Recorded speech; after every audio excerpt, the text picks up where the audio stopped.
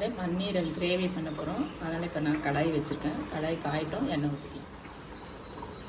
எண்ணெய் ஒரு குழிக்கரண்டி அளவு எண்ணெய், ஒரு ஸ்பூன் சோம்பு, ஒரு பெரிய வெங்காயம், கொஞ்சம் கருவேப்பிலை,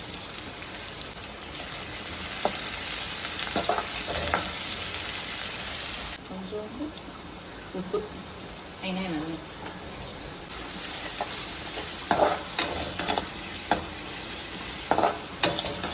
தக்காளி, பச்சை மிளகாய், கொத்தமல்லி.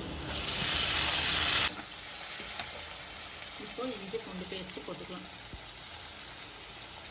ஒரு ஸ்பூன் இஞ்சி பூண்டு பேஸ்ட். மண்ணீரல் சின்னது மண்ணீரல், அந்த கொஞ்சமாக வெங்காயம்.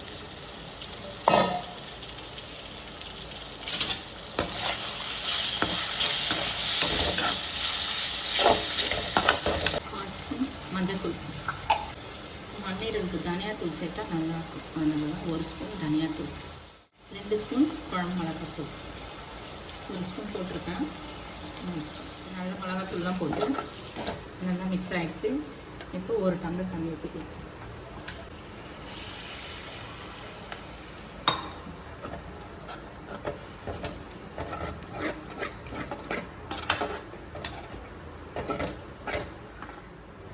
நம்ம இறத்தொக்கு பண்ணுறோம்ல, அதே மாதிரி தான் 10 நிமிஷத்தில் வெந்துடும்.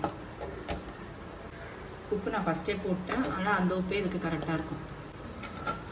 இப்போ நம்மளுக்கு இந்த தண்ணி சுண்ட சுண்ட கொஞ்சம் நேரம் பொறுத்து மண்ணீரல் அப்படியே கிரேவியாக ஆகிடும். மிளகுத்தூள் 1 ஸ்பூன்,